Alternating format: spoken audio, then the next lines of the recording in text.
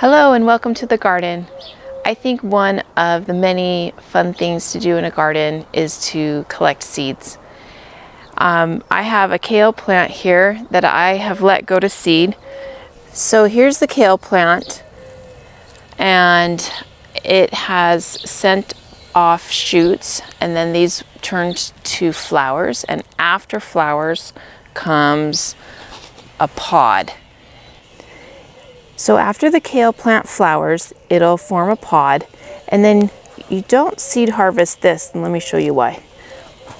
Because it's just simply not ready. If you open it up inside, you'll see that the seeds are there, but they're green. And so what needs to happen is that these seed pods need to dry or go brown. And so let me show you, this is fun. Because here are the dry ones. But what happened? They're all shredded.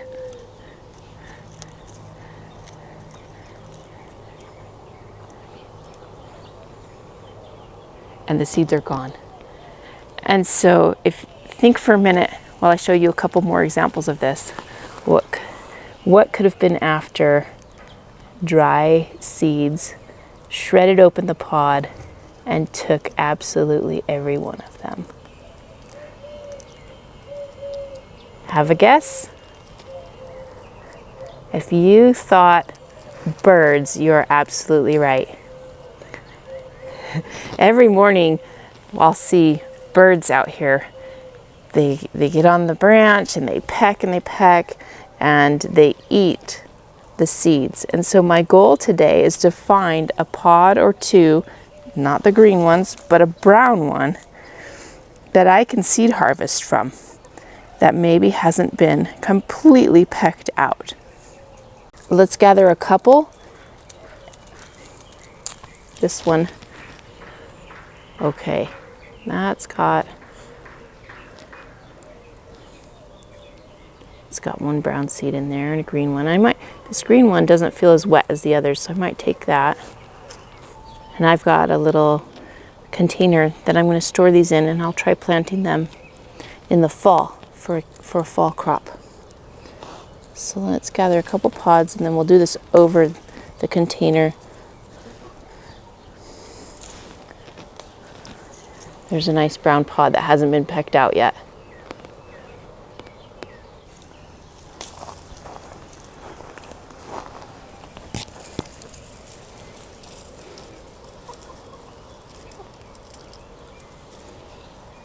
No, there might be a seed in there. We'll see. Let's go over to the other plant.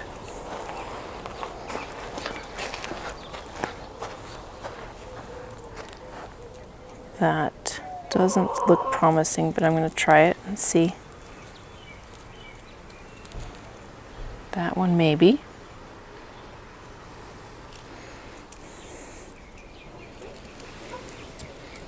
Yeah, take a look at that. Shredded. I'm going to grab this one. That has a couple closed spots still. So I've got a handful of these. We'll open some of these right over the container. That way if we lose a seed, it won't be lost to us. So there are a couple seeds in this one. There, and they all went into the container.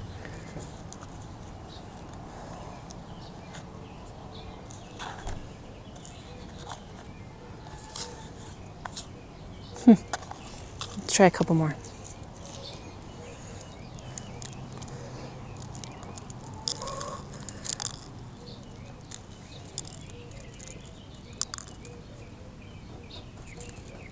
These seeds are dry.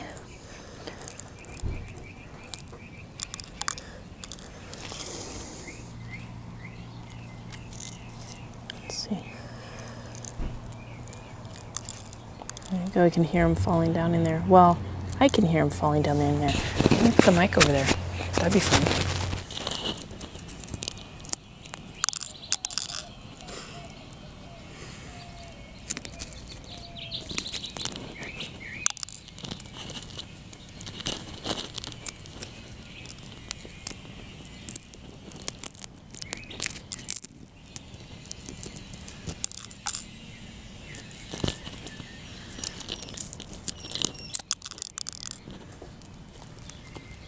that one feels green. So those seeds I don't really want.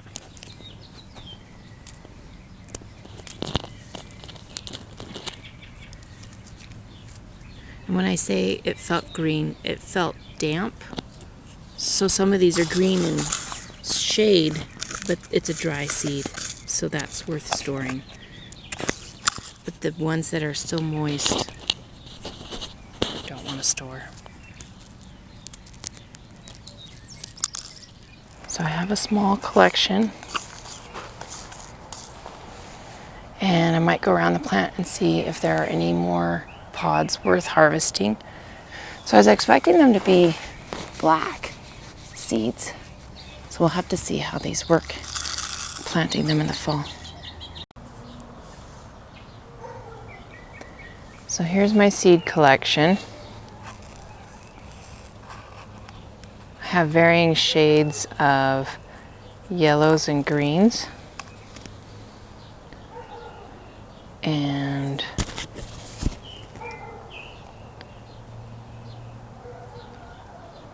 only really one or two black ones, which is what I was expecting. I thought there would be more of that color. These green ones, as opposed to the other green ones that are in the green pod, I didn't get them from here. I did get them from a dry pod, and they are dry. So even though they're a shade of green, it is a dry seed. The yellow ones are drier, and then there's one or two brownish and blackish ones. So that's my seed collection, and I'll throw a piece of paper in there that says Kale and put a lid on it. Then I had an idea, so I got out a second container. This is going to be a try to see if it will work. I want to harvest these green pods. That way I can have the seeds in them rather than feeding the birds with these last remaining green ones. And I think what I'll do is put them in the kitchen window, on the windowsill, and see if they'll dry that way, and open them up at that point and see what I have inside, see if the seeds were able to dry that way. And then I think instead of going straight in the ground in the fall, I think I'll try them in a seed tray so I can run a proper experiment. You know, I'll put these, all the different colors, in some dirt in a seed tray, and I'll do the same with the ones that I dried in a windowsill with the pod being green rather than letting it go dry on the plant. And we'll plant them up and see what sprouts, what grows. Well, I think that's it, and I'll give you an update at the end of this video in the fall. So that seed harvesting day was May 31st, and then I went ahead and put those seeds in seed trays, and that would be on August 4th. And today being August 11th, I have some results for you.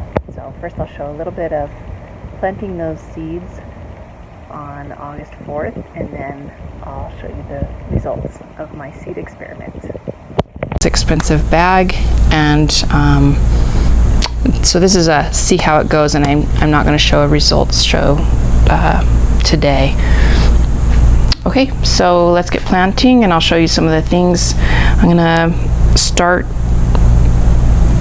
from seed in the house, and then I'll plant them out closer to Labor Day in September. These are Cylindra beets, and I've heard some never start beets in seed trays, but I've also seen it done on some online videos.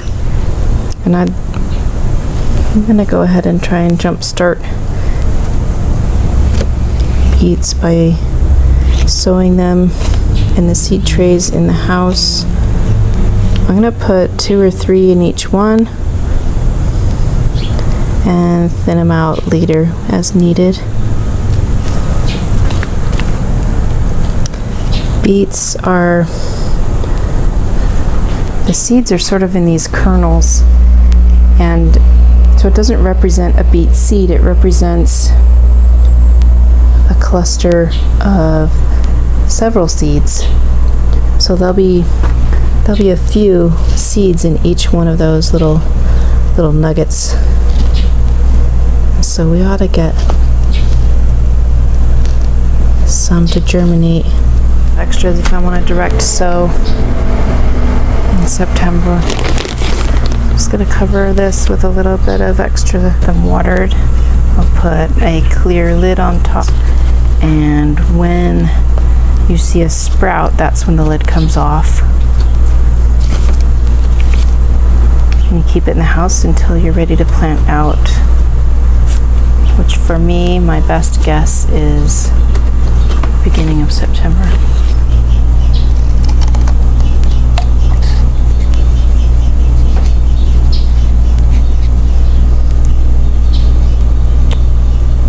Okay, and I just tape it. I already know what I want to do in the green cucumbers, and then in the spring, and then I seed harvested from an overripe cucumber, and these are my seeds. I'm gonna try and put those in here.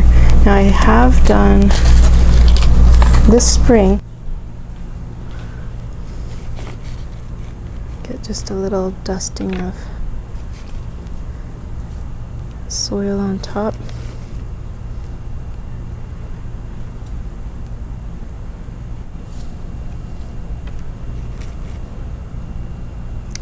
Then I'll water those.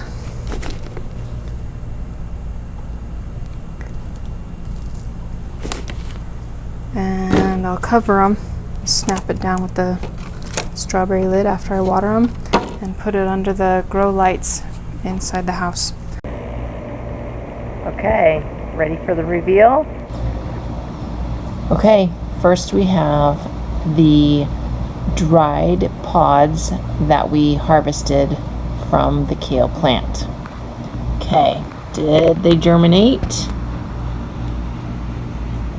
Yes.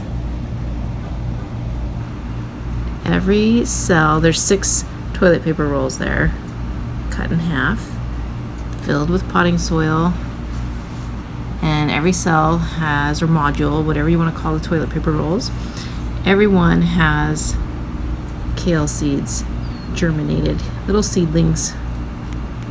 Okay, next one.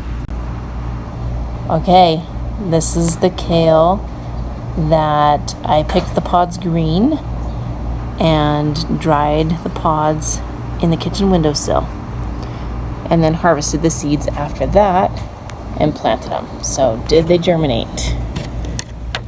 Dun, da, da, da. Yes. And again, all 6 toilet paper rolls have germinated plants in them. Germinated kale seeds. They look really good. Beautiful seedlings in both containers. Okay, my 10-year-old just pointed something out to me. This is the tray that I keep these strawberry containers with the kale in it.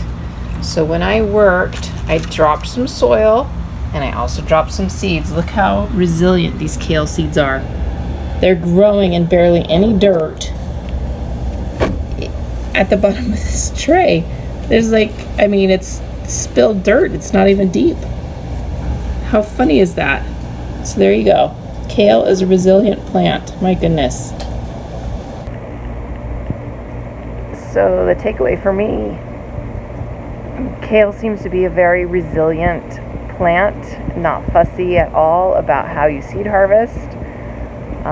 Seed harvesting going to save me $1 or $2 on buying a new seed packet, but for me there's maybe some pride in just being able to gather what I need from my own garden and maybe buy less from a seed company, although I appreciate the seed company. What am I trying to say? I don't know. I like seed harvesting, and there you go. Kale, easy peasy.